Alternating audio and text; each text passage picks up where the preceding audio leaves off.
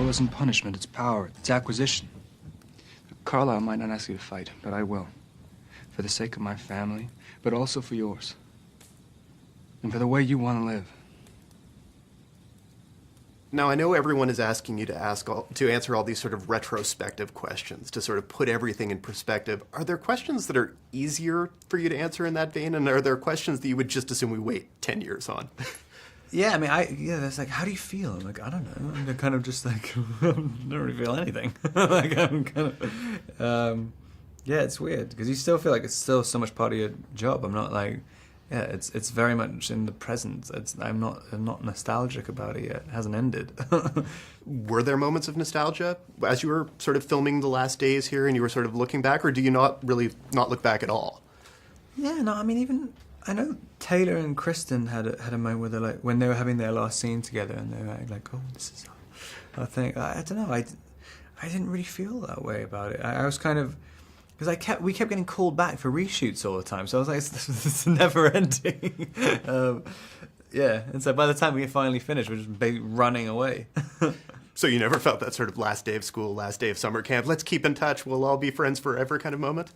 Well, I mean, we the final thing we did as a group was in Vancouver, I think, and it was 3 weeks of night shoots. It was pouring with rain and freezing, and everyone just ran off at the end. Didn't say goodbye to each other. And then the final thing that me and Kristen and Michael Sheen did together was just a little bit of like this action scene reshoot, and the camera kept breaking the entire time. Everyone was pissed off then too. It's a great ending.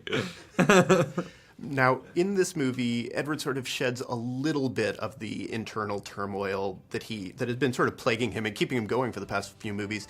Do you miss that, or did you enjoy playing sort of a more even keel, maybe even happy at times, Edward? Yeah, I mean, it felt like it was kind of easier in this. I mean, there was nothing, because he's suddenly more instinctive rather than just introspective all the time. He was, playing someone who's constantly worried, it does have a weight to it. But I got why. And also, I think just because I got older at the same time, you sort of level out a bit. Now, as you look at sort of what's coming up for you, you obviously made a lot of films sort of between these various movies. Do any of them particularly represent what you think you want to do as you go forward?